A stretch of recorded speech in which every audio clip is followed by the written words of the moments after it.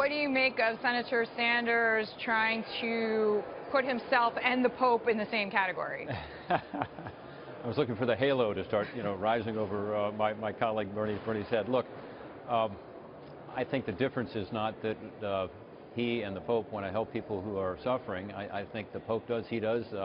Republicans certainly do. We believe that we have the right approach to that. Every single developed country in the world has tried socialism, I believe, in the last century. They've all rejected it.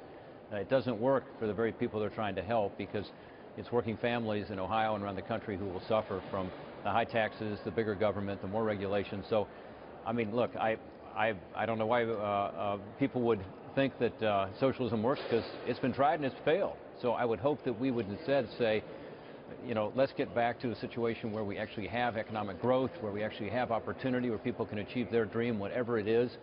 And that's what Kasich's talking about. And I think he's shown that he can do it by his actions in Ohio, reaching across the aisle, getting bipartisan support, dealing with the real problems we have with the debt and the deficit and the slow economic growth, to give people more opportunity. That's what we ought to be talking about as Republicans. Well, we have had guests on the show who are in other fields, whether it's Hollywood or different walks of life, say, listen, my parents came from socialist regimes and it was terrible, which is why we're here. I want to ask you, Senator, during this debate on privacy, security, the line between the two, Microsoft founder Bill Gates backing the FBI over Apple in the San Bernardino iPhone battle. What is your take on this issue?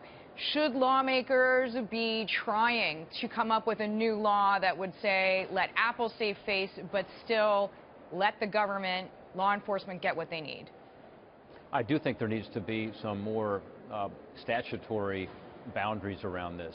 We just passed legislation, as you know, that helps companies to be able to share information to avoid cyber attacks. That's good.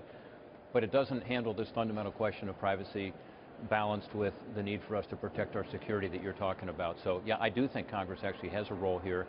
The legislation we have in place is a couple decades old. Things have changed dramatically since then. So I'm hoping we can find that balance, and I think Congress does have a role.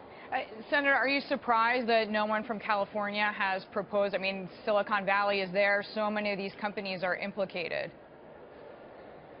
Well, look, I found Bill Gates' comments interesting, and I have a lot of respect for Tim Cook and what Apple has done. And one of the great things about Apple and their hardware is that they are secure. And people say it's a marketing thing. Well, yeah, it's a marketing thing. It's also about our own sense of being concerned about cyber attacks and hackers getting into our phones. So I think we have to have a balance here, where we're providing the kind of security that we all want for our own privacy, but also ensuring that in a situation like this, where there is a terrorist attack, that we can get the information we need.